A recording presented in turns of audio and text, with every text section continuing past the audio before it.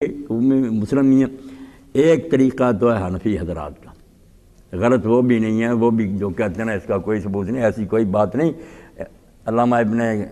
البانی صاحب نے السلسلۃ الصحیحہ میں ثابت کیا کہ روایت اس کی بھی صحیح ہے، اور صحابہ کرام سے تو ابن حزم کہتے ہیں کہ عبداللہ ابن عباس سے ابن مسعود سے تو یہ آسمان کے سورج کی طرح ثابت ہے کہ تین تکبیریں بھی کہیں پہلی رکعت میں زائد 3 تکبیریں۔ اس کا طریقہ یہ اللہ اکبر کا، اس کے بعد 3 بار پھر اللہ اکبر کا، پھر سورہ فاتحہ سورت پڑھی، دوسری رکعت میں اٹھ کر پہلے الحمد شریف پڑھی، پھر سورت پڑھی، پھر 3 اللہ اکبر کیا، پھر رکوع کیا، تو یہ 3 تکبیریں بھی ٹھیک۔ دوسرا طریقہ ہے جو دوسرے اماموں نے اختیار کیا، اہل حدیث حضرات بھی ویسے کرتے ہیں کہ 7 تکبیریں پہلی رکعت میں اور 5 دوسری رکعت میں، اور کہتے ہیں پہلے کہ قرات سے پہلے شروع کی نماز تو پہلے ہی 7 تکبیریں کہہ لیں، پھر قرات کی، دوسری میں اٹھ کر پہلے 5 تکبیریں کہہ لیں، پھر قرات کی، تو یہ بھی طریقہ ٹھیک ہے۔ اب اس میں وہ 7 تکبیریں جو ہیں ان میں امام شافعی رحمۃ اللہ علیہ اور عام طور پر ہمارے ہاں لوگ جو ہے نا وہ 7 کے انتہا الگ، کہ جو پہلا اللہ اکبر تھا تکبیر تحریمہ وہ الگ ہے، اس کے علاوہ 7۔ مگر امام مالک اور امام احمد کہتے ہیں کہ نہیں، پہلی رکعت میں 7 جو ہوں گی نا ان میں وہ تکبیر بھی شامل ہوگی جو تکبیر تحریمہ صحیح ہے۔ یہ بات جو ہے نا کہ تکبیر تحریمہ سمیت یہ ابن عباس رضی اللہ عنہ سے بالکل صحیح سند کے ساتھ اللہ کے رسول علیہ السلام سے ارواء الغلیل میں ثابت ہوا۔ اور تیسرا طریقہ جو میں نے کہا نا کہ ہمارے یہ شیعہ دوست ہیں وہ کرتے ہیں کہ 5 تکبیریں پہلی رکعت میں، 4 دوسری میں، اور کہتے ہیں دونوں میں رکوع سے پہلے قرآن مجید پڑھ لی یا سورت پڑھ لی، رکوع میں جانے سے پہلے 5 اللہ اکبر پہلی رکعت میں، اور 5 میں اللہ اکبر رفع یدین ہوگا، اور رفع یدین کرنے کے ساتھ وہ ہاتھ اٹھا کر پھر دعائیں بھی کرتے ہیں، دعائیں قنوت پڑھتے ہیں، جو جی چاہے دعائیں مانگتے ہیں، تو 5 یہ قنوت ہو جاتے ہیں۔ 6ویں بار پھر اللہ اکبر کہہ کر رکوع میں دوسری میں 4 بار اللہ اکبر کہہ کے ہاتھ اٹھاتے ہیں اور ان میں بھی دعائیں کرتے ہیں، پھر 5ویں تکبیر کہہ کر۔ اس کو بھی حنفی حضرات لکھتے ہیں کہ اگر کوئی شخص رہ جائے آ کر دوسری رکعت میں شامل ہوا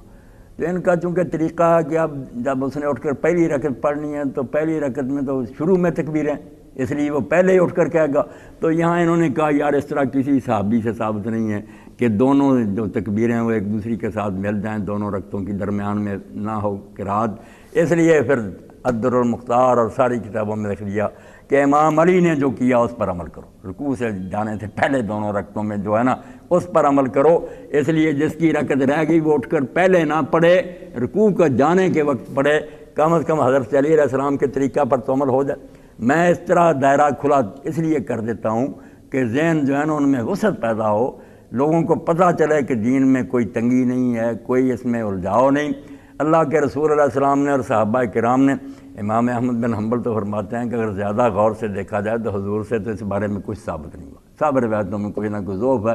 یہ سارے عمل جو ہیں صحابہ کرام رضوان اللہ اجمعین سے ثابت ہیں، اور وہ سارے ہمارے لیے پیشور حاجی ہیں، اس لیے دین کے معاملہ میں ان کی باتیں عبادت کے بارے میں رد نہیں کی جاتی۔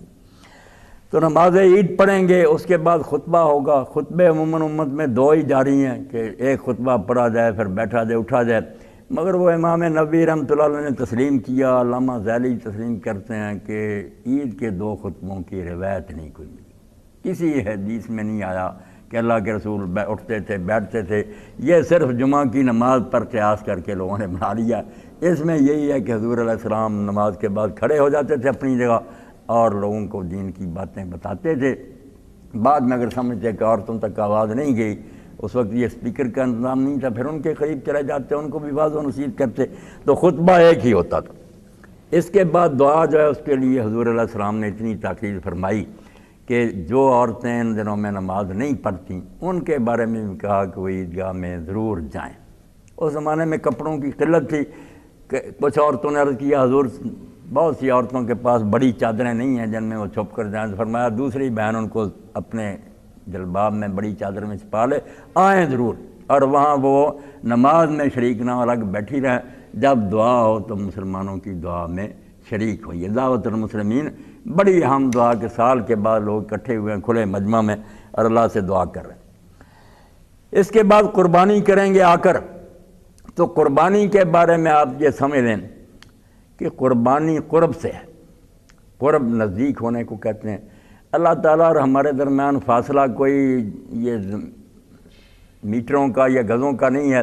یہ صرف یاد اور غفلت کا فاصلہ ہے۔ جس کو اللہ یاد ہے، جیسے میں اپنی جیب میں کچھ چیز رکھ کر بھول گیا تو ہے وہ میرے پاس مگر میرے لیے وہ دور ہے، اور جب یاد آ گیا تو قریب ہے۔ اللہ کو جو بندہ یاد رکھتا ہے کہ وہ میرے ساتھ ہے اور مجھے دیکھتا ہے، اس کے اللہ قریب ہے۔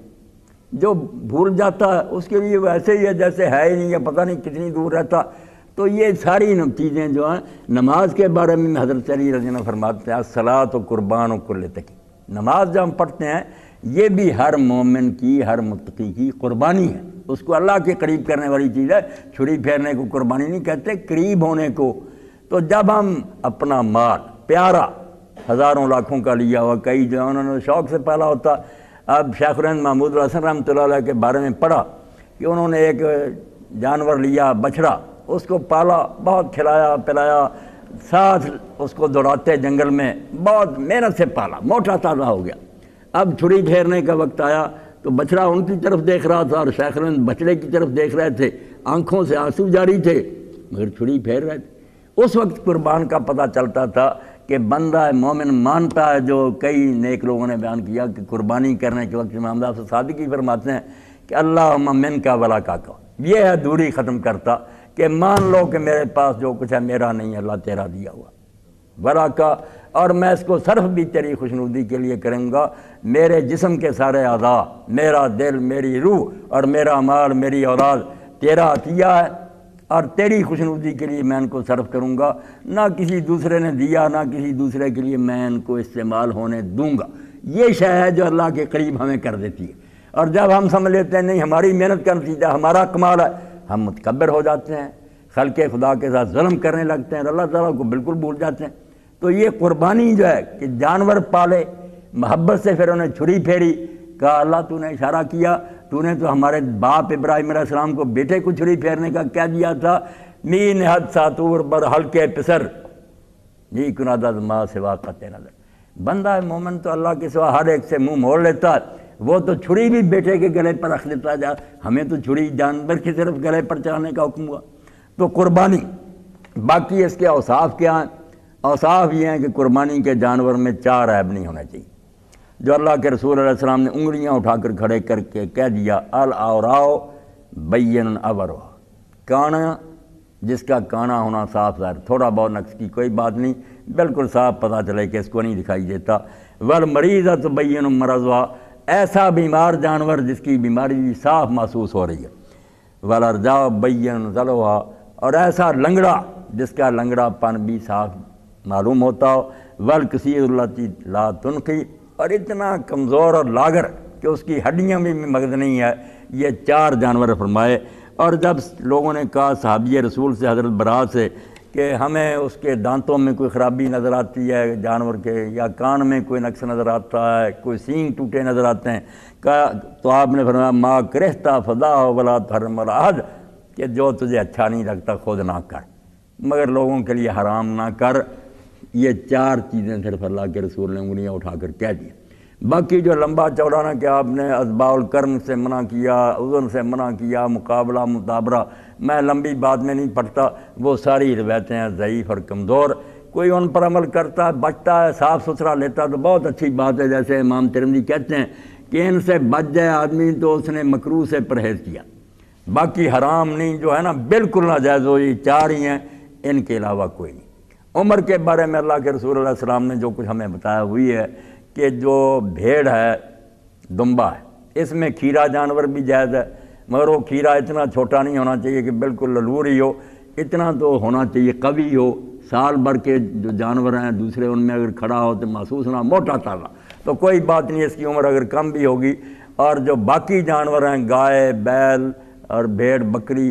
بھیڑ کے علاوہ بکری، یہ سارے جو ہیں ان کا مسنہ ہونا ضروری ہے۔ مسنہ کوئی عالم ترجمہ کر دیتے ہیں کہ اس کی عمر پوری ہو، وہ عمر پھر کہتے ہیں کہ سال کا ہو بکرا، 2 سال کی گائے، 5 سال کا اونٹ، بات یہ بھی غلط نہیں، عربی زبان میں مسنہ بالکل عمر کو بھی کہتے ہیں۔ مگر حضرت ابن عمر رضی اللہ عنہ نے جب بیان کر دیا کہ سنی فما ساجدن، دو دانتار اس سے جو زیادہ ہے، اس سے کم نہیں، ٹھیک ہے؟ تو سنی